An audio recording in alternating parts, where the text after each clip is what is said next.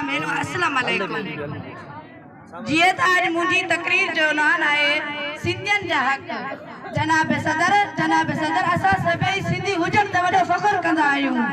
सलवार कमीज पाए ऐं मथे ते सिंधी टोपी रखी करे पाण खे हिकु वॾो शख़्स सम्झूं था। पर अफ़सोस जी उहा ॻाल्हि आहे त असां निंड में सुतल आहियूं। असांजी ज़बान ते ताला लॻल आहिनि।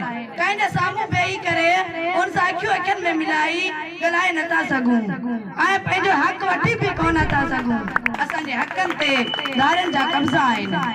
असांजे सिंध में वॾनि नौकरियुनि ते दारियुनि खे जहिड़ी डोमिसाइल ठाही करे सिंध जूं नौकरियूं ॾिनियूं वयूं आहिनि। पर अफ़सोस सां चवणो थो पए त असांजा वॾा ऐं काटन जा कपिड़ा पाए वॾेरनि जे चिमचा घेरी करण में मसरूफ़ आहिनि। ऐं उन्ही खां अलावा सिंध जे फैक्ट्रियुनि में GFFC एंग्रो ऐं बिजली जे पावर प्लांटनि में भी दारियुनि जूं नौकरियूं आहिनि। जनाब सदर सिंध जे न्याणियुनि खे भी का अहिड़ी वॾी अहमियत हासिल न आहे। उन न्याणियुनि खे न सही तरीक़े सां तालीम हासिल करण ॾिनी वञे थी, न ही वरी सिंध जे न्याणियुनि खे नौकरी ॾिनियूं वञनि थियूं। रुगो सिंध जे न्याणियुनि खां रोड़ू कराए टिस्टूं वठी करे ज़लील कयो वञे थो ऐं नौकरियूं वरी दारियुनि जे हवाले कयूं वञनि थियूं। जनाब सदर आखिर ये छो आहे? छा असां सिंधियुनि खे एतिरो कमज़ोर सम्झो वञे थो? छा असांजूं फैक्ट्रियूं ऐं नौकरियुनि ते को बि हक़ न आहे? अंधियनि जे अॻियां घणो रुनासीं, न हक़ पंहिंजो घुरी सघियासीं। क्या वॾेरनि कीअं केस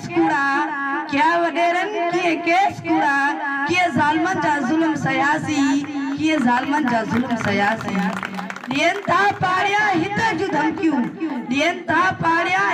धमकियूं, कलम हथ में तॾहिं कयासीं। जनाब सदर उहा हक़ीक़त आहे त असां हर दौर में ज़ुल्म जे निशान ते रहिया आहियूं। तालीम खां महरूम घरनि जे चौ दीवारनि में कैद थी विया आहियूं। हाणे उन्ही दौर खे तब्दील करणो आहे। तारीख़ जा वर्का उथलाइणा आहिनि। वक़्त जे ज़ुल्म सां मुआदो अटकाइणो आहे।